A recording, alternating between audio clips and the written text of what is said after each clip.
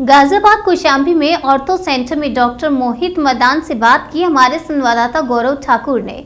Doctor Mohit Madan से ortho centre में pen और जोड़ों के दर्द के बारे में बातचीत की, जो कि आजकल की बढ़ती समस्या में से एक है। डॉक्टर मोहित मदान का कहना है कि पहले ये समस्या केवल बुजुर्गों में पाई जाती थी, परंतु आज ये बच्चों में भी देखने को मिलने लगी।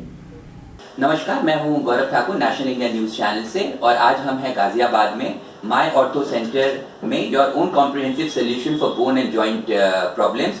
ये my ortho centre advance sports injury centre है गाजियाबाद में, जहां हमारे साथ है doctor Mohit Madan, senior orthopaedic surgeon specialising in arthroscopic and sports injuries, joint injuries. Doctor Mohit Madan, national India news में आपका स्वागत है। नमस्कार, बहुत बहुत धन्यवाद आपका गौरव जी, और आपके न्यूज़ चैनल का भी बहुत बहुत धन्यवाद कि वो हमारे सेंटर पे आए आज। Thank you. Doctor Mohit Madan, सबसे पहले हम ये जानना चाहेंगे कि आजकल जोड़ों का दर्द काफ़ी वो में काफ़ी कॉमन हो गया है, तो ये किन कारणों से ये जोड़ों का दर्द और जॉइंट के जो पेन्स हैं ये होते हैं और किस तरह के पेशेंट्स आपके पास आ रहे हैं सर? आपने बिल्कुल ठीक कहा कि आजकल जोड़ों की प्रॉब्लम बहुत कॉमन हो गई है और काफ़ी पेशेंट्स हैं। इनफैक्ट मैं ये कहूँगा कि यंग इंडिविजुअल्स और यंग इंडिविजुअल्स में भी, लोगों में जिनकी एज कम है, वो उनको भी जॉइंट पेन की प्रॉब्लम हो रही हैं। और बड़ों में तो ये मिलती ही हैं।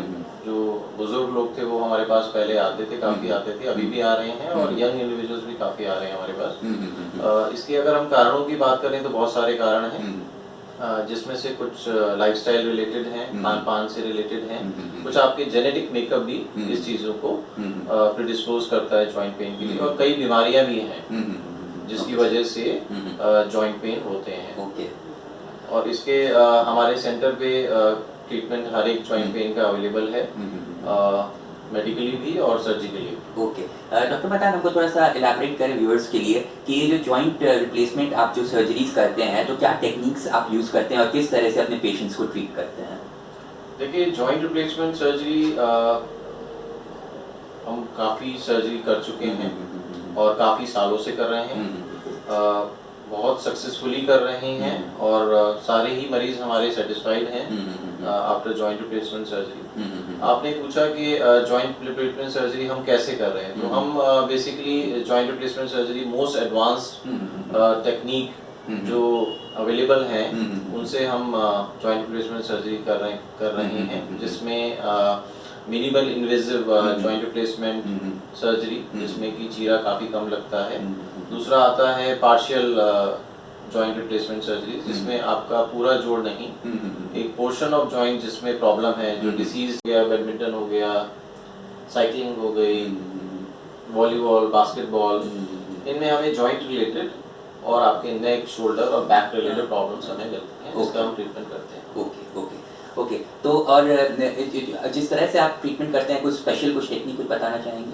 देखिए, ऐसा है कि हमारे यहाँ पे जैसे स्पोर्ट्स स्पेशलिस्ट, फिजियोथेरेपिस्ट और डॉक्टर्स हैं, नर्सेज हैं, तो हर एक चीज़ का एक डिफाइंड प्रोटोकॉल है बेसिकली, कि एक पर्टिकुलर डिसीज या प्रोसेस इंजरी है, उसके लिए एक पर्टिकुलर प्रोसेस है, उसी के अकॉर्डिंगली हम चलते हैं और हमें उसी के लिए प्रॉपर रिजल्ट्स भी मिलते हैं। ओके, एक छोटा मैं ब्रीफली जानना चाहूँगा डॉक्टर मदन, आपका एक्सपीरियंस है स्पेन में, यूरोप में, मैंने देखा था लंदन में, यूके में और फ्रांस में, ये प्लास्टिक एंड रिकंस्ट्रक्टिव सर्जरी और कॉस्मेटिक सर्जरी आजकल काफ़ी फिजियोथेरेपी सेंटर्स में आ गया, तो ये आपके सेंटर में आप किस तरह से इसको ये कर रहे हैं सर?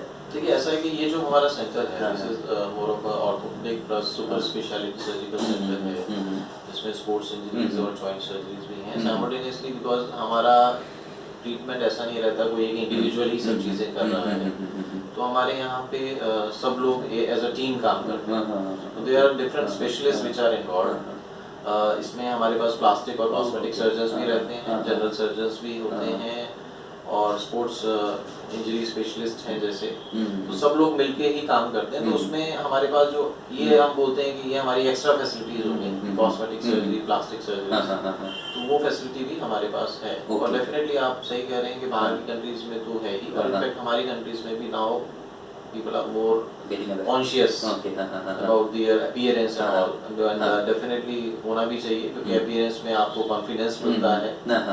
So उसके लिए जो भी procedures हैं cosmetic surgery, plastic surgery, तो वो भी काफ़ी यहाँ पे हमारे यहाँ पे facility available है। ओके, अभी सर फ्यूचर में क्या कुछ एक्सपेंशन प्लान है, मतलब कि आपके सेंटर का कुछ बताना चाहेंगे? देखिए it's an ever growing thing basically, तो मैं तो ये मानता हूँ कि लर्निंग जो है डेफिनेटली आपकी बढ़ती रहती है और चीज़ें ऐड ऑन होती रहती हैं।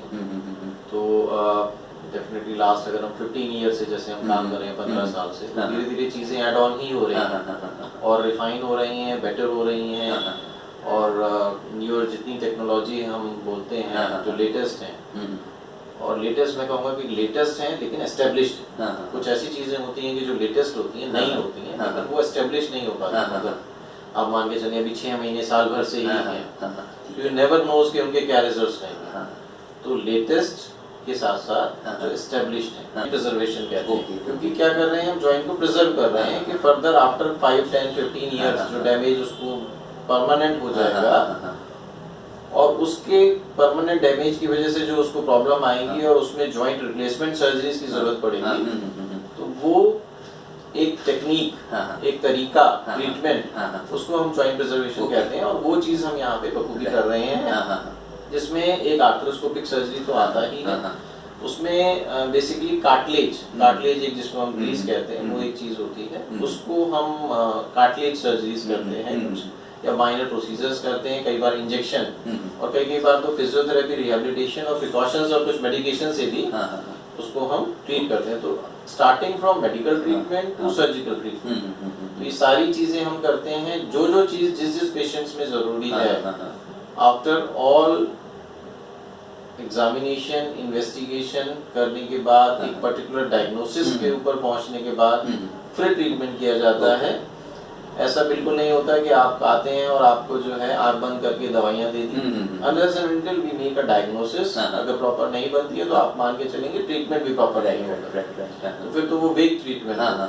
ठीक है, तो हमारी कोशिश ये रहती है कि हम पहले प्रॉपरली डायग्नोज करें। क्रॉनिक प्रॉब्लम्स के बहुत पेशेंट्स आते हैं हमारे पास, नेग्लेक्टेड पेशेंट बहुत आते हैं हमारे पास, उसमें हम पहले एक प्रॉपर डायग्नोसिस बनाते हैं, फिर पेशेंट को एक रोड मैप देते हैं कि आपका ये प्रॉब्लम है पर्टिकुलर, आपने अब ये ट्रीटमेंट कर लिया है, अब ये ट्रीटमेंट्स हैं, नंबर ऑफ ट्रीटमेंट्स हैं, और हर एक ट्रीटमेंट में बताया जाता है प्रॉपरली कि कितना आपको आराम मिलेगा, कितने समय तक मिलेगा। ठीक है, तो ये प्रॉपर जानकारी और काउंसलिंग के बाद ही पेशेंट का ट्रीटमेंट शुरू किया जाता है। ठीक है, ठीक है doctor Madan, my ortho centre में आपने एक एडवांस स्पोर्ट्स इंजरी सेंटर भी बनाया है। आजकल स्पोर्ट्स में सरकार भी काफ़ी बढ़ावा दे रहा है, ओलंपिक्स में भी अभी रिसेंटली टोक्यो में काफ़ी अच्छा परफॉर्मेंस रहा है, कुछ मेडल्स भी आए हैं इन कॉन्टिजेंट के। अभी बीजिंग में भी विंटर ओलंपिक्स हो रहा है। थोड़ा सा हमको ये बताएं कि स्पोर्ट्स इंजरी रिलेटेड किस तरह के पेशेंट्स और एथलीट्स आपके पास आते हैं, किस तरह का और किस तरह से उनका ट्रीटमेंट आप करते हैं doctor Madan my ortho centre में?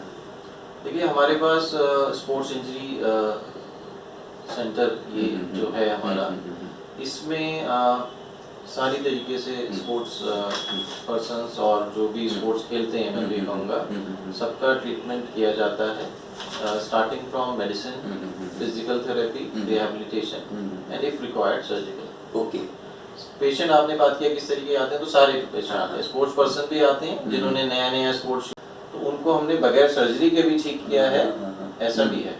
ओके ओके, अच्छा डॉक्टर मदान, काफ़ी आप रिनाउंड ऑर्थोपेडिक के सर्जन हैं, आर्थ्रोस्कोपिक सर्जरी में भी आपका स्पेशलाइजेशन है। थोड़ा सा हमको आर्थ्रोस्कोपिक सर्जरी के इलैबोरेट करें, कैसे करके आप ट्रीट करें पेशेंट्स को?